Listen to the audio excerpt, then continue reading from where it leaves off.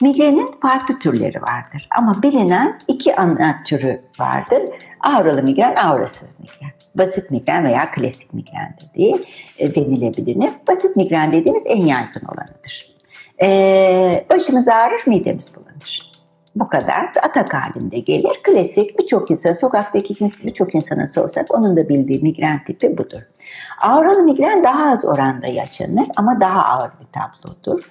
Çünkü gözde ışıklı noktalar, böyle çakan dolaşan sinek gibi şeylerden gözün önünün perdelenmesi, gözün önünün buzlanması, bazen böyle çok ışıklı böyle fraktüral görüntüler, karma karışık şeylerden görememeye kadar gider. Aynı zamanda uyuşmalar, güçsüzlükler, konuşma güçlükleri, bir tarafın tutmaması kadar giden tablolara dönüşebilir. Bu başlar ve bunlar 20 dakika, yarım saat sürebilir genelde. Ondan sonra bunları düzelir, baş ağrısı pik yapar. Bu auralı migrendir. Bir de sessiz migren dediğimiz durum vardır. Sessiz migren hiç baş ağrısı olmadan sadece bu bahsettiğim aura bulguları olur. Baş ağrısı nedir bilmez ama hayatında zaman zaman bunları yaşar. Ne güzel baş ağrısı yok diyebilirsiniz ama baş ağrısı çekmekten daha sıkıntılı, daha zor bir tablodur, daha ağır bir tablodur. Yaşayanlar her şeyden beter ve ölmek gibi bir şey, çok sıkıntılı bir şey olarak ifade ederler. Bu sessiz migrendeki sadece auraların uzun sürdüğü tabloları.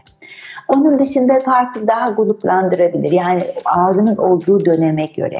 Mesela çocuklarda migren, genç ergenlerde migren, hamilede migren, işte menopoz sonrası yaşlıda migren, işte ne bileyim seksüel ilişkiyle ortaya çıkan orgazm öncesi veya orgazm anında olan migren, boyun baş ağrılarıyla bağlantılı, boyun baş ağrısıyla birlikte, boyundaki kasılmayla birlikte giden migren, baş dönmesiyle vertiginöz migren dediğimiz baş dönmesi ataklarıyla birlikte gelişen migren, birçok böyle hani beraber eşlik ettiği bulgular veya migreni yaşayan kişinin içindeki bulunduğu durumlar. Bu arada adet dönemi migren, sadece adet dönemi migreni olan, hani regl kanamalarıyla olan gibi.